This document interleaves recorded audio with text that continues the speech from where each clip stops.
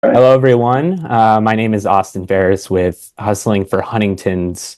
We are a group of friends seeking to support Huntington's disease patients and families.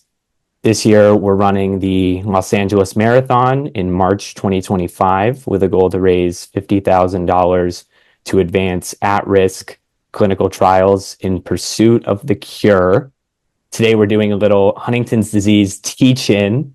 I am delighted to welcome Dr. Blair Leavitt, a leading authority in Huntington's disease research and clinical care. Dr. Leavitt is a professor of medical genetics and director of research at the Center for Huntington's Disease at the University of British Columbia. The money we raise will go towards supporting Blair and his lab. At UBC's Center for Molecular Medicine and Therapeutics, Dr. Leavitt has dedicated his career to understanding and treating Huntington's disease. He's been at the forefront of developing therapies. His lab has made significant contributions to our understanding of the Huntington's protein. Dr. Leavitt has been involved in numerous clinical trials for HD treatments, HD, Huntington's disease, and has been key in advancing therapeutic strategies from the lab to clinical applications, and he's changing people's lives. He's not just a researcher, but a clinician who works directly with HD patients and families. He's been doing this for over 2 decades. If that's not enough to persuade you that he is the model Canadian citizen, he also plays in a pickup hockey league. Blair, how'd I do? Pretty good. I mean, with an intro like that, I don't think I have to say anything. Thanks. Let's maybe get That's into pretty what sweet. some of that stuff means. So first things first, I guess for those who are truly brand new to this, how do you explain Huntington's disease and how it affects patients? Sure. So Huntington's disease is really a devastating brain disease. It's hereditary. It's genetic. It runs in families. So uh, when one person in the family is identified with having this disease, we know that others in the family will be affected. And we'll talk a little bit about the genetics in more detail. But because of this familial nature, it doesn't just devastate an individual, it devastates whole families when it's identified. And Huntington's disease can affect all aspects of what really make us human. It affects our ability to control our emotions, it affects our personality, it can change our ability to control our movements, making things like walking and talking and interacting difficult. And sometimes it can also affect a person's emotions and psychiatric condition and cause things like psychosis or depression or anxiety. So it really affects all the aspects of what make us really human. So it's a terrible disorder. It's a progressive disorder. So over time, there's degeneration in regions of the brain that control these various functions and eventually leads to a loss of independence and a loss of function, eventual demise. Blair, could you maybe unpack the genetic aspect of Huntington's a little bit more and how that affects families? So Huntington's disease is what in genetics terms is called an autosomal dominant disorder. Now, that's not going to mean a lot to people, but essentially it means that if you inherit a single copy of this abnormal gene from a parent, that's enough for you to develop the disease. So all of us have two copies of the gene, and the gene is called the Huntington gene. We all have two copies of this gene. If one of the copies has the disease causing mutation in it, that causes the disease in that individual. Any offspring of that individual have a 50-50 chance of inheriting that abnormal gene and ultimately then down the road developing the disease. So it's devastating in that when an individual has this is a bad disorder, but then every single one of their children will have a 50-50 chance of inheriting the gene. Yeah, and to go back to one of your earlier points, just it's a progressive disease, and you slowly lose your ability to do things that you do in everyday life, whether it's driving, working, skiing, surfing, walking, all of a sudden. Exactly. What are the current treatment options available for HD patients? What are people currently having access to? So importantly, there are a number of very effective symptomatic therapies. So for many of the symptoms that we've described, depression, psychosis, some of the involuntary movements that can occur, we do have quite effective symptomatic therapies. So we never tell people that there are no treatments for Huntington's disease. But ultimately, what we really care about is we want to find disease-modifying treatments. We want to find disease treatments that prevent the progression of this disorder or stop this disorder from starting at all. And so at the current time, there aren't any approved therapies that prevent or slow the progression of this devastating disorder. There are quite a number of very promising therapies that are in development, going through clinical trials, but as of yet, none of them have been proven to slow or halt this disease. And so where are we in the current state and scheme of general Huntington's research? Well, I think we're really at an incredibly exciting time. We've known about the underlying genetic cause of the disorder for many years. And because of that, we've developed a large number of models and systems in which to test therapeutics. And we have a very good idea of the pathways from the gene to the cell in which the dysfunction in brain cells causes a disease. So we have a number of very promising targets that we would say, things that we can target to correct. And over the last, I would say, 5 to 10 years, there's been really amazing advances in the development of genetic therapies that are targeting, for example, the abnormal Huntington gene makes a protein called Huntington, and the form of Huntington that's made by the abnormal gene is called mutant Huntington. And we're now developing therapies that try and eliminate that abnormal protein. So we want to eliminate it primarily in the brain, in the central nervous system. And so these are what we would call Huntington lowering therapies. And there are actually a wealth of Huntington lowering therapies that are now coming into clinical trials. So we know the cause of the disease, the gene makes an abnormal protein, and now we have therapies that are directed specifically at getting rid of that abnormal protein. And so there's been an incredible explosion in research around this, and specifically in developing therapies that target this pathway. Yeah, maybe as we get more into the specific treatments that are exciting right now, it would be a good time to go through just an overview of the work you do or have been doing of late at the Center for Molecular Medicine and Therapeutics, the Center for Huntington's Disease, all your work at UBC, and how that ties together. Sure, that's just summarizing 25 years of work in a few minutes. Yeah, you have 30. The 3-minute drill. Seconds. Go. All right. Well, yeah. So I've been working in this field for a long time, and even as a medical student in Montreal, I always was interested in combining advancing on understanding of the underlying basis of disease and using that to develop therapies and bringing that into people. And I continued to work both at the bench doing basic research as well as in the clinic throughout my training. When I came to Vancouver, I was really brought here by an amazing clinician scientist who was my mentor, Michael Hayden. He established the Center for Molecular Medicine and Therapeutics as well as the Huntington's Clinic here. The clinic was established in 1983, one of the longest standing specialized clinics for Huntington's disease care and research in the world. And it was really his incredible example of how hard he works and the incredible advances that were made here that brought me to Vancouver. I'm not originally from Vancouver. I basically came to work with Michael. And the work that we've done over many years really spans the gamut. We go from patients, we study their DNA. We have a very large one, but probably the world's largest biobank of samples, blood, cerebral spinal fluid, and we work with patients and patients that want to donate their tissues after death. And we have a bank of brains and tissues. And that's been really important to study the underlying disease. We go from those sort of human biosamples, we take that into the lab, and we've developed various models, including some of the earliest and best mouse models of Huntington's disease. We then understand how those mouse models, how the disease gene causes dysfunction in those models.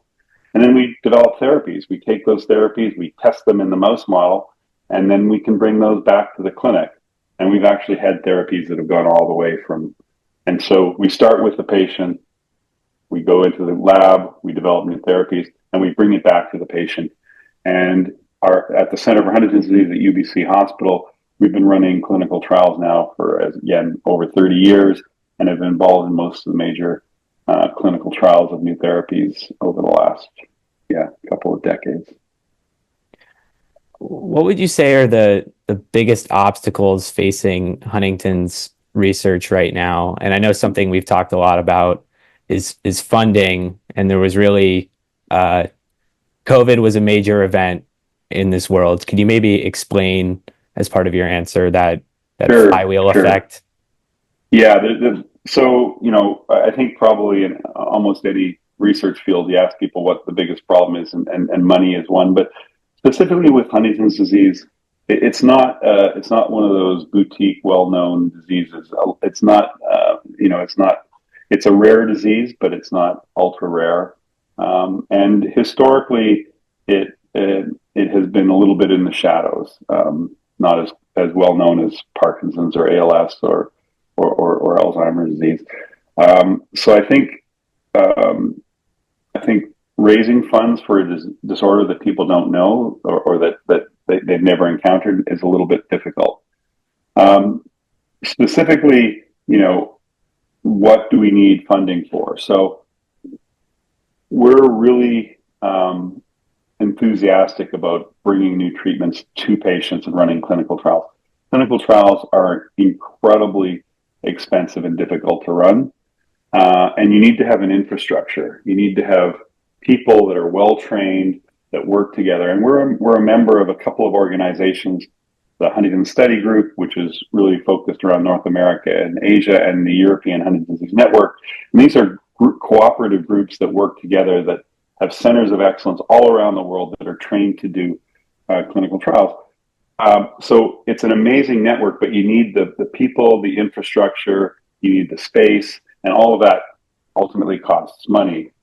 And we've been very successful over the years bringing in trials, and the trials continue to fund the people. What happened with COVID and the shutdown is everything had to stop. And it's a bit like a hamster wheel. When the money was coming in, you kept pushing it forward and paying forward, and suddenly the hamster wheel stopped, and there was no income coming in to maintain our staff. So we lost almost all of our staff, and it's really been a struggle to get things up and running, because without the staff, you can't do clinical trials, and you can't bring in the funds to keep the hamster wheel rolling, so to speak. Got it. Yeah. So something in need is a push, some inertia, some infrastructure, perhaps a research fellow. Could you speak to the need for? And when I say infrastructure and people, probably the most critical need is to bring young clinicians and researchers into the field, and to train them so that we can continue to develop and build out the research community really around the world. And we've trained fellows in our clinic from the UK, from the Middle East, from Asia, so all over the world. And they've gone on to continue to do HD research in their home countries, as well as spreading throughout Canada. So as sort of one of the international hubs of Huntington's research, it's really part of our goal is to also train the next generation of clinical trials investigators and researchers. And so we try and catch people right when they come out of their neurology residency and get them hooked on Huntington's disease. And in order to do that, we need to be able to hire them and pay their salary and get them excited about Huntington's research. And that's really what we're looking for right now. We're really desperate to get what we would call a clinical research fellow, so a young trained neurologist that's interested in ultimately working in the Huntington's disease area, and they can come and work in our clinic and learn the basics of Huntington's disease care and research, become trained in doing clinical trials, and become members of these organizations, the Huntington Study Group, the European Huntington's Disease Network, and ultimately our goal is to either take over when I get too old, which hopefully won't be anytime soon, but also start new clinics and new clinical trial centers elsewhere. So it's really, it helps us advance our current programs. We really need the staff to run clinical trials, but importantly, it's training the next generation so that we continue to advance our research and ultimately advance a cure for Huntington's disease, which is our goal, 100%. We need as many Dr. Leavitts as we can get our hands on. Just got to clone a few little Blair. Could you maybe also explain, once the research fellow is at your lab, maybe just to hammer home the flywheel effect point, at what point does these pharma companies that are pursuing clinical trials, when do they start kicking in resources for these trials, and how that all works? Yeah, so drug development is incredibly expensive, and we've in the past been able to have some sort of government-sponsored trials, but really to bring in our current environment, to bring a therapy all the way to market, you need a significant amount of funding behind it, and you really need a major pharma partner. And these companies are in it for profit, but they're also in it to develop the best drugs possible. When the system works really well, the best drug wins. So it is designed to objectively find the best possible drugs and treatments for our therapies. So when we have a clinical trial, the company will fund the running of that trial, but in order to get to that point where we are bringing patients in and we're treating them and following them and doing all the measurements, you have to have all the tools in place. And that's really sort of been where we've been a little bit stuck recently, is that when all the trials stopped and there was no money coming in, we lost staff. Now we need to hire them back. So without having trained research staff, it's very hard to get trials up and running. And what's sort of, and this is a bit in the weeds, I apologize, but in the past, there was often sort of, this is how much it costs to run a trial, and the company would basically cut a check. There's been a move now to where the companies are paying in arrears, where you'll see a patient, then you bill them and you get the money back. So you don't get your money until you've already seen the patients in the clinical trial. So you actually have to have everything up front and do all the work, and then you get reimbursed afterwards. So again, it's a bit of this problem of don't get the money until you do the trials. You can't do the trials until you have the infrastructure. You don't have the infrastructure without the money. It's a bit of a vicious circle. But we actually have trials that we're getting up and going again. And I think with a little bit of support for a research fellow, we can get more trials and get back on that hamster wheel. Yeah. Thanks, Blair. Probably not the best analogy. Maybe I'll stop saying hamster wheel, but I don't know why we got stuck on that as a hamster wheel, flywheel. No, it all, I think, hammers the point home. I think for a lot of folks, Huntington's is new and maybe a little foreign, but certainly, I think everyone's familiar with some type of neurodegenerative disease or disorder, whether it's ALS or Alzheimer's or dementia. Could you perhaps speak to the transferability and how all these diseases relate, and how breakthroughs in Huntington's might inform discoveries in some of these other maybe more well-known diseases? Yeah, it's a really great question, and sometimes I hear people talk about Huntington's disease as though it's, they describe it as a combination of Parkinson's disease, where there's a movement disorder, dementia such as Alzheimer's, where there's cognitive changes, and then even psychiatric disorders like schizophrenia, because Huntington's disease has elements of all of those other disorders. At its basis, all of these neurodegenerative diseases are caused by the same underlying problem, which is there's damage to brain cells, and depending on what region of the brain, you get these different symptoms. And in all of these diseases, ALS, Lou Gehrig's disease, Parkinson's disease, Alzheimer's disease, and different forms of genetic dementias, as well as Huntington's disease, they all have some commonalities. And one of those is these collections and accumulations of abnormal protein in the brain. And one of the advantages of Huntington's disease is we know exactly what that protein is and why it's caused. It's caused by a single genetic mutation. So everyone with Huntington's disease has the exact same cause, and that's a really big advantage. So in Alzheimer's disease, there are many different causes that all come together. But at the end of the day, the underlying mechanisms of abnormal protein collecting in brain cells and causing them to be injured are similar. So we're actually very confident that therapies that protect brain cells from misfolded proteins will probably be effective therapies across these disorders. And we always think about Huntington's disease as sort of a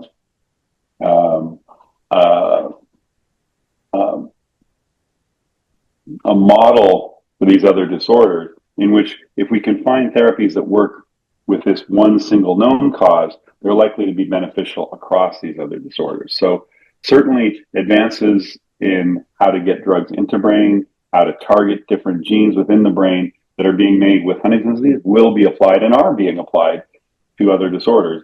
In fact, one of the more exciting approaches in Huntington's disease, which is antisense oligonucleotides, or ASOs, which are artificial pieces of DNA that target RNA in the brain. Work in Huntington's disease has been paralleled with work in ALS, as well as in other childhood degenerative disorders. So we're already seeing advances in one of these diseases cross over into others. And I think in the future, that's going to be an even more common theme. I think that's a helpful framing, because for a lot of folks, it shows that many others have skin in the game here, than just Absolutely. patients and families. I think we're nearing the point where we can wrap it up, but let's end on maybe a more optimistic note. What recent breakthroughs or just things that you're looking forward to, and what's most exciting in your world and the world of Huntington's right now? You know, that sounds like an easy question, but there's actually so much exciting, so many advances that are going on at the current time that it's hard to pick just one. And so I'm not going to. I'm just going to give you a whole bunch. As I talked about, you know, our ability to selectively target and lower Huntington in the brain is exciting, and I think is going to be an absolute game changer. And what's really exciting is we have now not just one approach, we have many different approaches that are coming into the clinic. And the more kicks of the can you have, the more likely you're gonna hit. The more at bats you have, the more likely you get a home run. Using an analogy that Americans can understand. I would have said the more shots on goal you get, the more likely you score. But you know, in Southern California, I guess hockey's pretty big there. No, but, we teed you up at the beginning of the call for the hockey reference. So what's really exciting is that there are a large number of therapies that are targeting this, and they're already at a point where they're in the clinic. So we're testing them in individuals, and we're going to see and learn how to make them effective. So I am convinced that we have therapies already in the clinic that are going to make a difference to this disease, that are going to be effective treatments. It may not be the ultimate cure, but I think the more opportunities we have, the more therapeutic options, the more likely we are to get to that cure.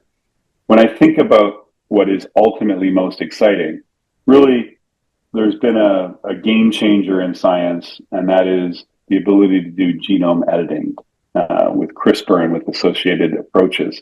So this is now actually changing the DNA. It's editing or targeting or correcting changes in the DNA. And we know that Huntington's disease is caused by a change in the DNA. And if we can correct that change in the DNA, everything downstream from that, all the other outcomes of that abnormal DNA will be corrected. And I'm really enthusiastic about the potential for genome editing in Huntington's disease. There are still issues that are being resolved, and how we deliver genome editing is a very exciting area with some incredible advances recently. So, I'm enthusiastic about what we've done in the past. We've developed incredible models and tools and understand this disease. I'm excited about what's happening now in the clinic. We have Huntington lowering therapies, and we have a bunch of them, all of which are very promising, and the best will win and will be effective. And then we have a future in which we can correct the DNA and eliminate this disease and ultimately cure it. So I'm excited about the past, the present, and the future of Huntington's disease research. All right, Dr. Leavitt, your dedication to understanding and treating this horrible disease has given hope to many. We in the Huntington's community are so grateful to you and other researchers like you. Thank you so much for the time today and for sharing these insights. For the audience, if you'd like to support Blair and the work he does, there will be a link to donate to our cause. We are running the LA Marathon in March of 2025 to raise money to support Blair and his lab. Maybe I'll do something fancy and there will be a link on the screen right now, right here. Blair will have links to the CMMT and CHD websites. Anywhere else people should go to learn more about Huntington's disease and your work? Sure. Yeah, those are obviously great websites, but I would direct individuals who are interested to go to their local either HDSA, Huntington's Disease Society of America. Their website is great. If you're in Canada, Huntington Society of Canada. As a resource for learning more about Huntington's disease research, I recommend HD Buzz. You can just Google HD Buzz. It's a really great source of information that really helps explain many of the topics that we've talked about today in greater detail. Those would be the main sources. And there are some great organizations working towards curing this disorder: Hereditary Disease Foundation, Huntington's Disease Society of America, Huntington Society of Canada, all of which have great resources available to individuals and families as well. Not just about research, but about how to care and how to manage and deal with this devastating disorder. I would Austin, second that. I'd really like to thank you for this opportunity and for what you do. It is so important that we have getting the information about Huntington's disease out there, raising funds, and more importantly, raising awareness. And it's so brave what you do. And I know I'm not running any marathons, so I'm really impressed with your efforts and everything you're doing. Thank you so much. We're doing the easy stuff. Glad to support you. Thanks, Dr. Leavitt.